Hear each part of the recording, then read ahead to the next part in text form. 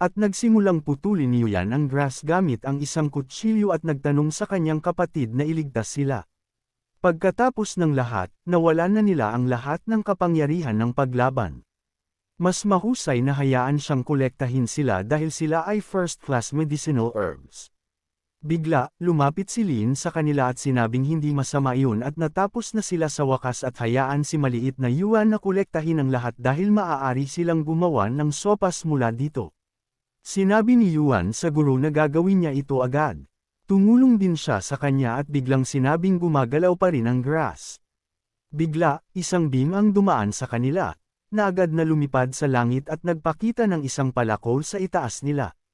Natakot si Shai sa sandaling ito at sinabing halos namatay siya sa takot. Nagtanong si Lin, ano ito? Ito ba ay isang distress signal mula sa Axe Gang?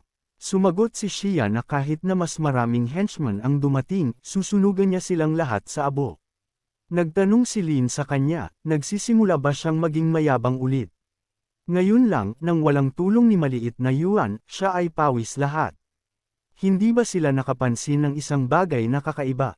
Sumagot si Yuyong na napansin nila na ito ay hindi ang lakas na maaaring ipakita ng medicinal herbs.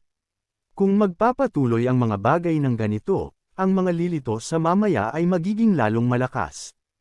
Karamihan sa mga cultivators na pumapasok sa Medicine King Valley, sinabi niya na ang yaw na ito ay pinipigilan ng mga tao ngunit pinahuhusay ang mga herbs.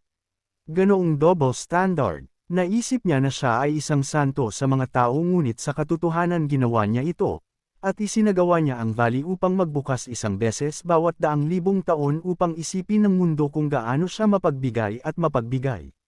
Nagsimulang sumigaw si Yuang na hindi ito mangyayari. Sinasabi ng mga chismis na si Yao ay isang mabait at may kasanayang manggagamot, isang dakilang master ng silangang rehiyon. Sa tingin niya ay halos hindi siya nag-set up ng isang bitag ngunit nagmamalasakit lamang sa medicinal herbs, kaya binibigyan niya sila ng espesyal na mga benepisyo dito. Sinabi niya na kung talagang nagmamalasakit siya sa mga herbs, kung gayon bakit buksan ang Valley of the King of Medicine. Mas madali itong isara magpakailanman sa halip na ang lahat ng palabas na ito. Pinakalma sila ni Lin at sinabing pupunta sila hakbang sa hakbang. Ngayon, nagtataka ako kung ano talaga ang nasa isip ni Yao na ito. Sa oras na ito, ang pinuno ng Axe Gang, Golden Root Jeans, ay nagsabing, sino ang nagpadala ng isang distress signal? Sino ang nangahas na makipag-ugnay sa kanyang Axe Gang? Sumagot ang puno na nag-uulat siya na hindi pa niya nakumpirma. Marahil ito ay isa pang grupo ng mga puwersa na nanirahan sa Valley of the King of Medicine. Ngunit sinabi ni Petroska na hindi ito malamang na sila ay nagkakasama ng mapayapa sa loob ng napakaraming taon. Sino ang nangahas na sugurin ang kanilang Gang of Axes? Nagtanong si Ruth ng may pagtataka, maaari ba talagang sila ang mga taong iyon? Pagkatapos ng lahat, ngayon ang pagbubukas ng Valley of the King of Medicine. Ngunit sumagot si List na imposible. Ang mga taong ganoon kaina, paano sila maaaring magbigay ng banta sa kanilang marangal na Nation of Healers? Tumayo ang Axe King at inutusan ang lahat na tumahimik, at kinuha ang kanyang palakol sa kanyang mga kamay, sinabi niya na ang Valley of the Medicine King ay nagbukas ulit pagkatapos ng maraming taon. At siya mismo ang titingin kung sino ang matapang na sasalakayin ang Axe Gang. Sa oras na ito, hindi kalayuan sa pasukan sa Valley of the Medicine King, isang team ng mga manlalaro ang nahuli ng mga halaman. Hiniling nila sa kanila na huminto, ngunit ang ilan ay humingi ng tulong mula sa ibang mga team. Ngunit ang ibang team ay tumatakbo palayo sa kanila, at nagtanong ang isang tao kung bakit napakalakas ng mga medicinal herbs na ito. Siya, bilang outstanding talent ng kanilang cult, hindi matatalo kahit ang isang herb. Ngunit ang iba ay sumisigaw na kailangan nilang tumakbo. Ang Valley of the King of Medicine ay isang panloloko. Isang malaking panloloko. Ang mga senior masters na ito ay nagtatago ng katotohanan at nililinlang sila ng masasamang hangarin. Ngunit malalim sa loob ng Valley of the Medicine King, mayroong isang labanan sa malalaking halaman. At ang matandang lalaki ay lumaban sa kanila mag-isa. Naintindihan ng matandang lalaki na ang huling beses na ang level ay pinigilan, ang lahat ng mga kahinaan ay naihayag, at siya ay malupit na tinapak ng gang na ito. Ngayon ang lahat ay iba. Oras na upang maghayganti at hugasan ang kahihiyan. Ngunit ang monghe pagkolekta ng mga halaman ay sinabi kay Master Jiang na siya ay talagang malakas. Ang mga nilalang na ito ay hindi makakayanan para sa kanya. At naisip niya na sa oras na ito babalik sila na ang kanilang mga kamay ay puno ng biktima. Sinabi din ng pangalawang monghe na ang mga marangal na kamag-anak ng emperador at ang great masters ng kanilang sect sa daan ay pinigilan lamang ng mga medicinal herbs na iyon at ginawang alipin. Ngunit sila ay ganap na naiiba. Maaari talaga silang itaas ang kanilang mga ulo ng may pagmamalaki.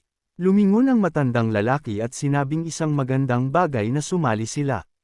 Kung hindi, kailangan niya silang hanapin mag-isa. Ngunit ang halimaw ay sumagot sa matandang lalaki, paano siya nang ahas na sugulin ang kanilang marangal na mga tao ng healers. Siya ay isang sumpa na matandang kalbong asno. Ano ang nagrebelde niya laban sa kanila? Ngunit ang matandang lalaki, nakikita sila, hindi nakipag-usap sa kanila at ginamit ang kanyang monastic attack laban sa kanila. Sinabi ni Beetle sa mga lalaki na huwag magambala at mag-concentrate sa pag-atake. Sa valley na ito ng King of Medicine, sila ang namumuno dito. Ang matandang kalbong asno na ito ay hindi makakayanan. Ngunit bigla, nakita ng monghe ang isang malaking blue circle sa harap niya at agad na nagpasya na gamitin ang kanyang depensa. Nakita ito ng mga puno at sinabing sa wakas ay sinira na nila ang kanyang shield at ibinigay niya ang order sa iba na patayin siya. Nagtanong ang matandang lalaki sa kanila kung sa tingin nila ay matagumpay nilang nasira ang kanyang mga depensa. Nakakatawa pa na harapin sila. Naglakbay siya sa sikat na mga bundok at ilog sa loob ng mahabang mga taong ito gamit ang lahat ng posibleng mga pamamaraan. Gumastos siya ng isang malaking halaga ng mga resources at nagsanay ng masigasig sa sining ng pagpapabuti ng katawan, inaalis ang kanyang mga kahinaan. Sa ngayon, ang kanyang Diamond Invincible Body ay naabot na ang pinaka-perpektong stage, at may isa lamang hakbang na natitira bago ang maalamat na transformation. At kahit na ang kanyang level ay pinigilan, kaya ano? Hanggat mayroon siyang Diamond's Body, wala silang magagawa sa kanya. Gusto niyang makita kung ano pa sa valley na ito ng King of Medicines ang maaaring magbigay ng banta sa kanya. Pagkatapos ng labanan, sinabi ng matandang lalaki sa kanyang mga mandirigma na itabi ang mga medicinal herbs na ito. Naghahanda na silang sumulong. Nasa gubat din si Day. Kasama si Miao at sinabi na dahil ang batang babae ay may katawan ng heavenly stars, kahit sa ilalim ng suppression ng level, maaari siyang sumabog ng may malakas na puwersa.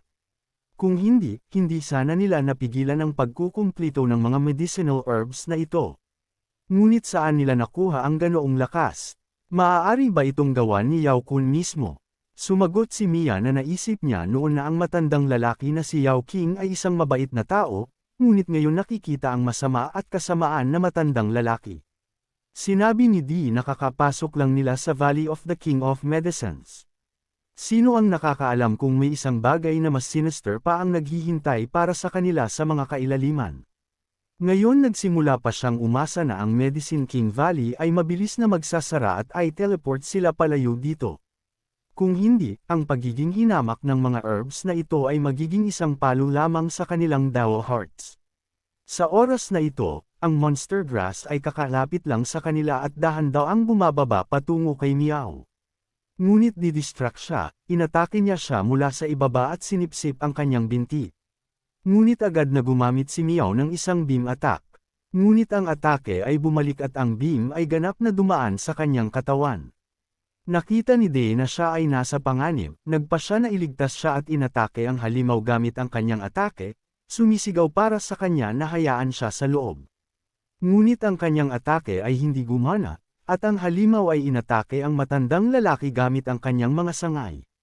Nagulat siya na hindi niya ito makayanin at nagtanong, ito ba talaga ay isang ninefold Thunder Vine? Ang gitnang rank ng Medicine King, sumigaw din si Miao sa puno na hayaan siyang umalis at nagtanong pa kay Uncle D na iligtas siya.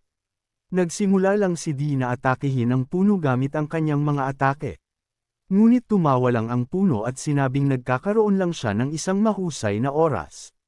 Sinabi ni D kay Miss na patawarin si Uncle. Siya ay walang silbi. Ang mid-rank Medicine King na ito ay katumbas ng lakas sa gitna ng Juji stage at ang kanyang cultivation ay nasa Lini level. Hindi talaga siya makakatulong. Nagsimulang umiyak si Miao at sumagot na okay lang iyon. Nagawa na niya ang lahat ng kanyang makakaya. Lumingon si Di sa King of Medicine at nagtanong sa kanya na maging maawain at iligtas sila o hayaan ang batang ito na umalis at handa siyang magdusa sa kanyang lugar. Sumagot ang puno na naghintay siya sa kanila nang may ganoong kahirapan at naisip nila na palalayain niya sila. Sila ay mga tao na napaka-naive. Hayaan silang tingnan ng babae na ito. Tila nasiyahan siya nang sinindak niya siya. Agad siyang nagpatakbo ng isang current sa pamamagitan niya at nakita siyang nagsimulang sumigaw sa sakit. Ngunit mas nagalit si De. Bigla, lumapit ang mga tao sa kanila at naririnig ang kanyang mga sigaw ay nagtanong kung anong uri ng laro iyon. Sumagot si Lin na ito ay isang tentacle game at kung gaano ito nakakahiya tiningnan. Nakita ni Di sila at sinabing ang mga ito ay mga kaibigan at tagasunod at hiniling niya sa kanila na pumunta sa kanyang tulong. Pagkatapos ng gawa, ang Society of Explorers of the Path ay tiyak na magbabayad sa kanila para sa kanilang kabaitan. Tumingin si Xiao at sinabing ito ay isang ninefold Thunder Vine. Nagulat din si Yu Yong at sinabing ito ay isang tunay na King of Mid-Rank Medicine. Tumingin si Lin at sinabi kay Miss Miao na mayroon silang isang kapalaran na magkasama. Paano siya mananatili sa malayo at agad na inutusan sina Xia at Yu Yang na lutisin ang bagay na ito. Sinabi ni Yu Yang na siya muna ang pupunta at hayaan si Xiao na tumayo sa likod niya at takpan siya kung sakali. Sumagot si Xiao sa kanyang kapatid na pupunta siya upang tulungan siya ngayon. Masaya ang puno at sinabing nagdala sila sa kanya ng isang bagong laruan, ngunit sumagot si Xiao na kapag inihaw nila siya sa apoy, makikita nila kung maaari pa siyang ngumiti. Pagkatapos sina Sua at Yuan ay nagsimulang sirain ito at inatake mula sa iba't ibang gilid. Ngunit sinabi ng puno na sila ay sinumpa ng mga tao at paano sila ng ahas na saktan ang master. At bigla, ginamit ng puno ang Demon's Ice Flame, ngunit nagpa siya na palayain ang batang babae at magsimulang lumaban sa buong lakas. Nahuli siya ni Dei at sinabing atras muna sila upang panatilihin ang kanilang mga sarili na ligtas at hayaan silang harapin ang Medicine King.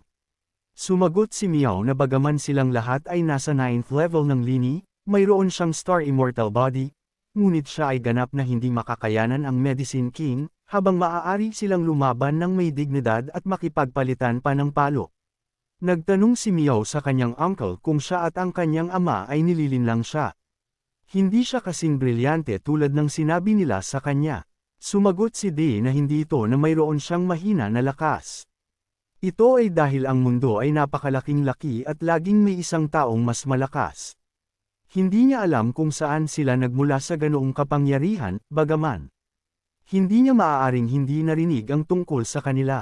Sinabi ni Miao na sinabi sa kanya ni Mysteria na nagmula sila sa Wild Joe. Naintindihan ni Yedi at hindi makapaniwala dito. Sinabi ng puno na siya ang master at kukunin niya sila at sisindakan sila ng totoong mahirap. At sisindakan niya sila ng napakahirap na hindi sila makahinga. Natagpuan ng mga lalaki ang kanilang mga sarili na medyo na-trap at napapalibutan ng current ng halimaw na ito.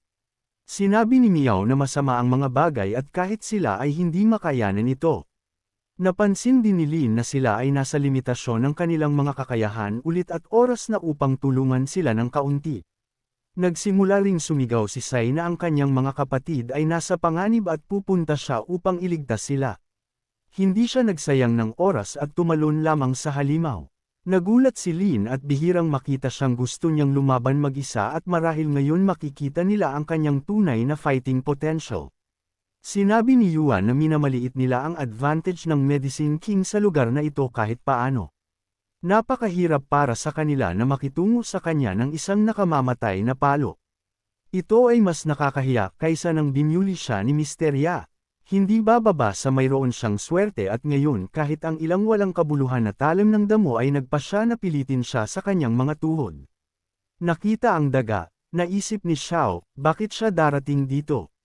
Sumigaw siya sa kanya na mapanganib dito at umalis agad. Nakita siya ng puno at nagtanong na ang ganoong maliit na bagay bilang siya ay nang ahas din na pumasok sa isang laban. O naisip ba niya na siya ay magiging mabait sa kanya?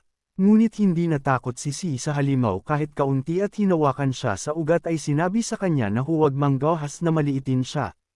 Ngunit ginamit niya ang kanyang solar energy at agad na punatan ang ugat ng King of Medicine.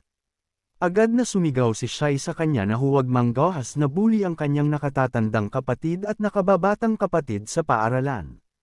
Ang hari ay nasa malaking sakit pagkatapos ng kanyang atake. Nagpatuloy siya sa pagpasok ng mas malayo at sinabi sa nakatatandang kapatid at sa nakababatang kapatid na dumating siya upang iligtas sila. Nagulat si Xiao at nagtanong, ito ba ay isang peke? Ang stupid mouse na ito na laging sumusunod sa iba at nagkakalat lamang sa pagkain ay may ganoong kapangyarihan din. Sinabi din niyon sa White Elder Sister na lumabas na siya ay napakalakas. Nagulat din si Di at sinabing lumabas na ang hindi kapansin-pansin na maliit na lalaki na ito ay mas malakas pa kaysa sa kanilang dalawa. Si Lin ay nakumbinsi na ang kapangyarihan na ito ng unang celestial body sa lahat ng mundo ay tunay na isang bagay na pambihira. Sa sandali ng labanan, sinabi ni Xiao na hanggat nilikha ng rodent na ito ang isang pagkakataon para sa kanila, maaari nilang sirain ito minsan at para sa lahat. Nagpunta si Xiao ng mas malayo at ginamit ang red flame ng Soul Demon at dahan-daw ang nagsimulang sunugin ang hari. Like, comment, share, and subscribe naman dyan mga ito go. Maraming salamat po.